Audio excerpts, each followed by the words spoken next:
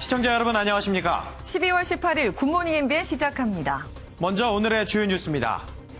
문재인 대통령이 신임 국무총리 후보자로 국회의장을 지낸 정세균 의원을 지명했습니다.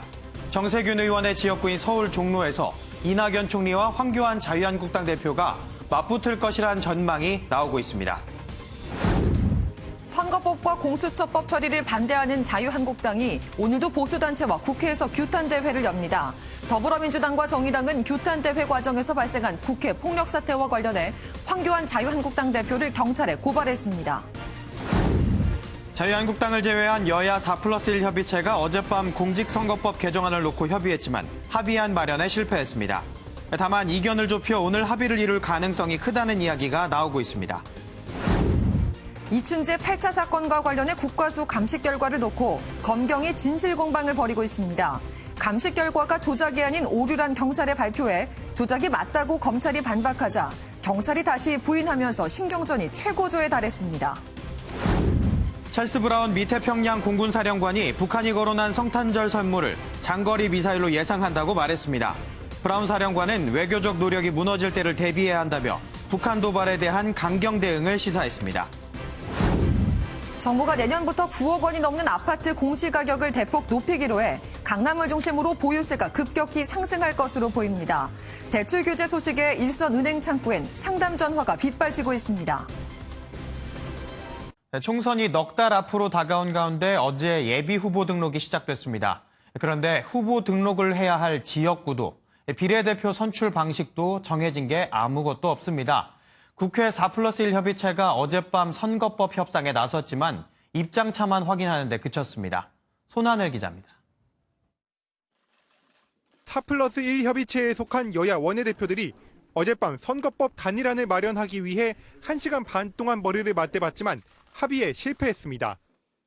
저는 오늘 충분히 의견을 나눴어요. 그러니까 우리 그 정치수 대변인께서 저한테 다 넘기고 가시는 걸 보아서 아시겠지만은 타결되지 않았습니다.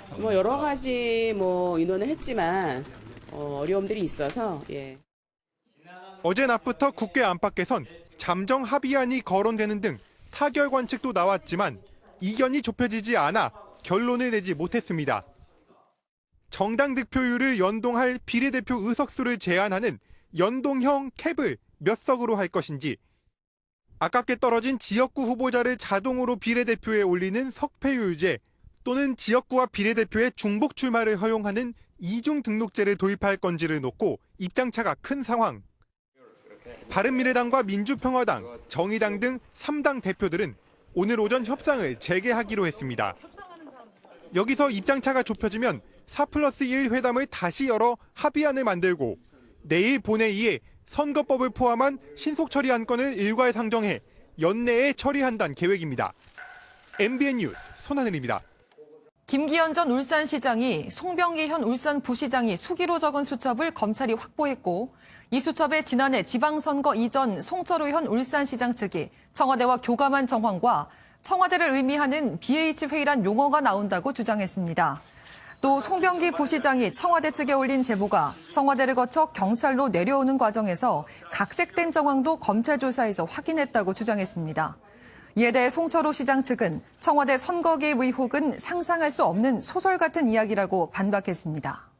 그런가 하면 이춘재 8차 사건을 놓고는 검찰과 경찰의 갈등이 심해지고 있습니다. 당시 유전자 감식 결과를 놓고 조작이 있었다는 검찰, 고의성 없는 오류였다는 경찰, 이 반박에 재반박이 이어지면서 진실 공방까지 벌이고 있습니다. 김현 기자의 보도입니다. 1988년 이춘재 8차 살인 사건의 국과수 감정 결과를 놓고 검찰과 경찰의 갈등이 증폭되고 있습니다. 국과수 감정서는 20여 년 억울한 옥살이를 한 윤모 씨가 범인으로 지목된 결정적 증거입니다. 검찰이 당시 국과수와 경찰이 감정서를 조작해 윤 씨에게 누명을 씌웠다고 발표하자 경찰은 고의성 없는 중대한 오류였을 뿐이라고 맞섰습니다. 그러자 검찰은 국과수 직원이 엉뚱한 사람의 채모를 윤모 씨의 채모인 양 꾸며냈고 감정 결과도 조작했다며 경찰의 설명을 정면으로 반박했습니다. 경찰도 3시간 만에 다시 입장문을 발표했습니다. 경찰은 현장에서 발견한 채모가 맞다며 국과수 박사와 여러 차례 걸쳐 면담하고 질의응답을 해 확인했다고 재차 반박했습니다.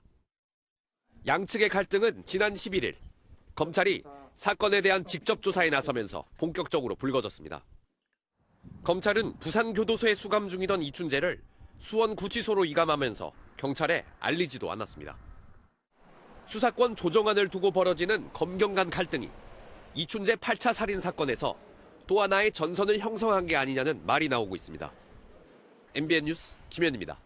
어젯밤 경부고속도로에서 광역버스가 관광버스와 부딪혀 16명이 다치는 사고가 발생했습니다. 울산에선 단독주택 화재로 60대 남성이 숨졌습니다. 사건 사고 소식 정태웅 기자입니다. 버스 앞부분이 형체를 알 수 없을 정도로 찌그러져 있습니다. 소방대원들이 차량 내부에 있는 운전자를 구조하려고 안간힘을 씁니다. 어젯밤 8시쯤 경부고속도로 부산 방면 금토분기점 부근에서 달리던 버스 2대가 추돌하는 사고가 발생했습니다. 이 사고로 광역버스 50대 운전자와 탑승객 15명이 다쳐 병원에서 치료를 받고 있습니다. 경찰은 관광버스가 광역버스를 추월하는 과정에서 사고가 발생한 것으로 보고 정확한 원인을 조사하고 있습니다. 어제 오후 5시쯤엔 울산의 한 단독주택에서 불이 나 방 안을 모두 태웠습니다. 불은 약 15분 만에 꺼졌지만 불탄 방에서 60대 남성 이모 씨가 숨진 채로 발견됐습니다. 경찰과 소방당국은 정확한 사망 원인과 화재 경위를 조사하고 있습니다. MBN 뉴스 정태웅입니다. 자유한국당이 오늘 국회에서 선거법과 검찰개혁법 등 패스트트랙 법안을 저지하기 위한 규탄대회를 사흘째 이어갑니다. 한국당은 오늘도 경찰이 출입을 통제할 경우 동일한 방식으로 장소를 옮겨 행사를 진행할 방침입니다. 김순철 기자입니다. 이틀 전 한국당이 주최한 집회로 국회는 말 그대로 아수라장이 됐습니다. 북과 꽹과리를 치며 고함을 지르는가 하면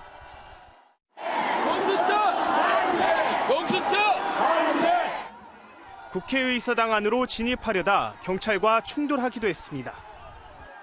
심지어 일부 참가자들은 바른미래당 당대표 표지석을 발로 차거나 원래 이렇게 쓰러져 있던 데로 날씨하고 이 사람아 서로 싸우는 모습도 목격됐습니다. 심지어 정의당 당직자의 머리채를 낚아채는 등 폭력을 행사하는 이도 있었습니다.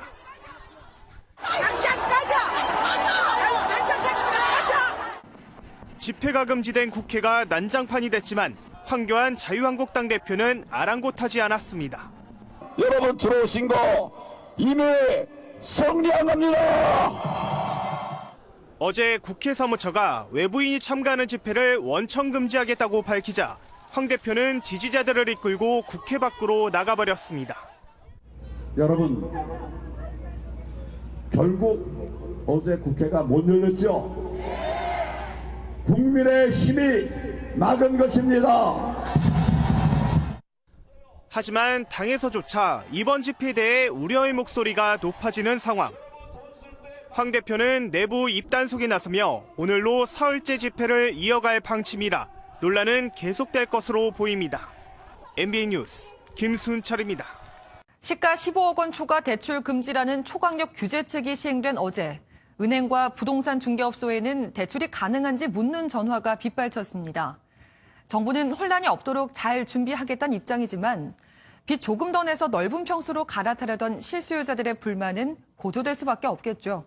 엄혜림 기자입니다.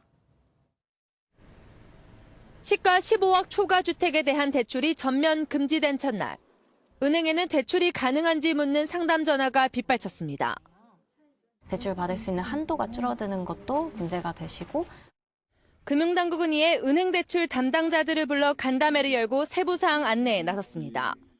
우선 시세의 기준을 명확하게 했습니다. KB 시세와 한국감정원 시세를 모두 사용하는데 대출 신청 당시 둘 중 하나라도 15억 원이 넘으면 대출이 불가능합니다. 다만 대책 이전 분양 공고가 났거나 매매 계약을 맺은 아파트는 대출이 가능하도록 했습니다. 오늘 이후 계약하는 15억 원 초과 아파트의 경우 이를 담보로 전세금을 돌려주기 위한 대출도 받을 수 없게 됩니다. 전세를 끼고 초고가 아파트를 사는 걸 막겠다는 겁니다.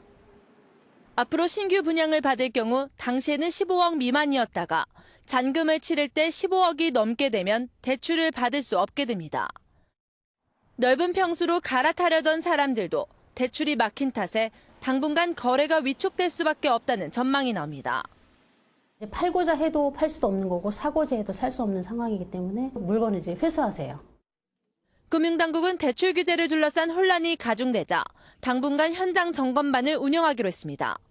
MBN 뉴스 엄혜림입니다. 스티븐 비건 미 국무부 대북 특별대표가 결국 북한 인사를 만나지 못한 채 어제 일본으로 떠났는데요.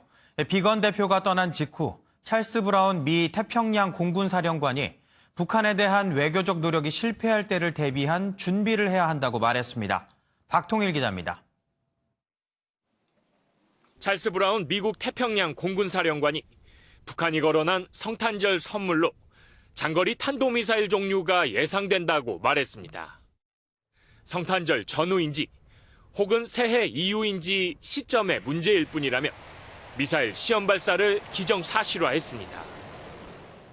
브라운 사령관은 2017년 북미 대치 상황에서 준비했던 것이 많아 빨리 대응할 수 있다고 말했습니다. 그러면서 북한에 대한 외교적 접근이 실패한다면 준비가 돼 있어야 한다고도 말했습니다. 북한과 격렬히 대치하던 2017년 당시 미국이 검토한 것으로 알려진 군사적 행동을 우회적으로 거론하며 강력한 경고의 메시지를 보낸 셈입니다. 브라운 사령관의 이번 발언은 비건 대표의 방한 직후 나왔습니다. 앞서 비건 대표는 북한의 공개 회동을 제안했지만 북한의 답을 얻지 못한 채 일본으로 향했습니다. 북미 관계가 좀처럼 돌파구를 찾지 못한 가운데 이제 관심은 새로운 길을 예고한 북한의 다음 선택으로 향하고 있습니다. MBN 뉴스 박통일입니다. 미국 뉴욕 도심 한복판에서 어머니와 함께 길을 걷던 10대 소녀가 괴한에 납치되는 사건이 발생했습니다. 미 남부 지역엔 시속 250km에 달하는 초강력 토네이도가 발생하면서 사상자가 속출했습니다. 보도에 장명훈 기자입니다. 차에서 튀어나온 남성 2명이 벼란간 인도를 걷던 사람 1명을 그대로 차에 끌고 갑니다. 괴한에 의해 납치된 사람은 16살 소녀 캐럴 산체스입니다. 함께 있던 소녀의 어머니가 온몸을 던져 막으려 하지만 결국 바닥에 내동댕이 쳐집니다. 납치부터 도주까지 걸린 시간은 불과 20초 남짓. 뉴욕 일대는 충격에 빠졌습니다. I think it's horrible. I live up the block, not too far from here. I have 2 girls. 아직 납치 의도가 밝혀지지 않은 가운데 뉴욕 경찰은 범행 CCTV 장면을 공개하고 용의자들에 대한 정보 제공에 $2,500의 현상금을 걸고 수배하고 있습니다. 엄청난 크기의 토네이도가 굉음을 내며 이동합니다. 토네이도가 휩쓸고 간 자리는 형체를 알아보기 어려울 정도로 쑥대밭이 됐습니다. Me and her standing by a closet and everything's flying around us. Everything's caving in. Trees are coming through. 미시시피와 루이지애나, 엘라베마주 등 남부 지역에 20개 이상의 토네이도가 발생하면서 피해가 속출했습니다.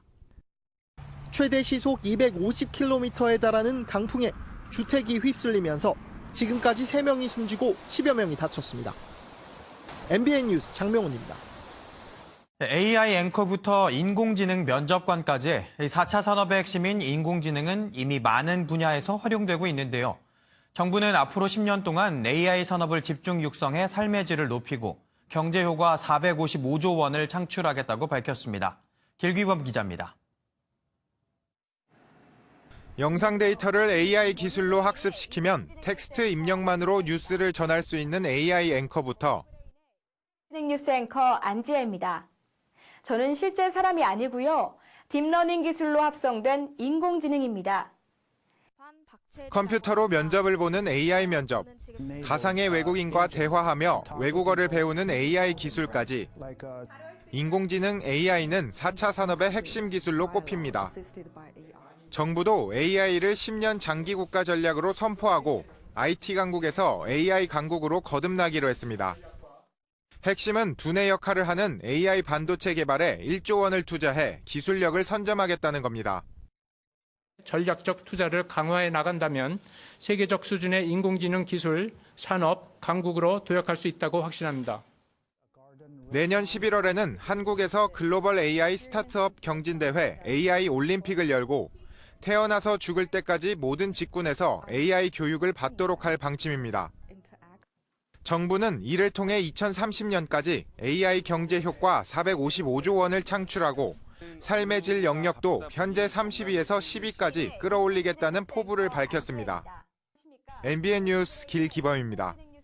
작지만 강한 기업을 찾는 대한민국 강소기업 대상 시상식이 열렸습니다. 곧 대한민국의 미래가 될 강소기업들을 만나보시죠. 신용식 기자입니다. 아웃소싱 업체 최초로 매출 1조 원 달성, 세계 최초 플라스틱 가드레일 개발, 대기업과 중소기업을 넘나드는 상생 협력, 작지만 강한 기업, 대한민국 강소기업들이 이룬 성과입니다. 이 독성 가연석 가스를 3종으로 잡아줄 수 있는 장치는 저희가 처음인 걸로 알고 있습니다. 한국 강소기업협회가 주최하고 MBN과 매일경제가 후원하는 대한민국 강소기업 대상은 우수 중소기업을 발굴하고 강소기업으로의 도약을 지원하기 위해 마련됐습니다. 강소기업의 강함을 알리고 중소기업의 경쟁력을 강화하여 모두 25개 업체가 수상의 영광을 안았는데 자연과 환경, 찬율, 3구 INC는 미래 성장성과 사회 기여도를 인정받아 올해 처음 마련된 서울시장상을 받았습니다. 작지만 강한 경쟁력을 갖춘 강소기업을 육성하기 위해 정부의 역할을 주문하는 목소리도 이어졌습니다. 우리나라도 중소, 중견기업 정책 중심으로 활발하게 추진해 나가야 될 때가 강소기업 대상 수상 기업들에겐 정부 지원 사업 우선 추천 등의 혜택이 제공됩니다. MBN 뉴스 신용식입니다. 김광현이 미국 프로야구 세인트루이스와 2년 800만 달러에 계약했습니다. 김광현은 무척 기대되고 떨린다며 내년은 매우 중요한 시즌이 될 것이라고 입단 소감을 밝혔습니다. 김광현은 내년 시범 경기에서 극도로 부진하거나 다치지 않으면 꿈에 그리던 빅리그 등판에 성공할 것으로 보입니다. 자회사의 노조 와해 공작에 개입한 혐의로 기소된 이상훈 삼성전자 이사회 의장과 강경훈 부사장이 1년 6개월의 실형을 선고받고 법정 구속됐습니다. 이 의장 외에도 조직적으로 노조 와해에 개입한 혐의를 받은 삼성그룹과 계열사 전현직 임직원 25명에게 유죄가 선고됐습니다. 행정안전부가 내년 10월부터 주민등록번호 뒷자리에 지역번호를 없애고 추정이 불가능한 임의번호를 부여하는 개편 계획을 발표했습니다. 주민번호 부여 체계가 바뀌는 것은 지난 1975년 현재 13자리로 전면 개편한 지 45년 만입니다.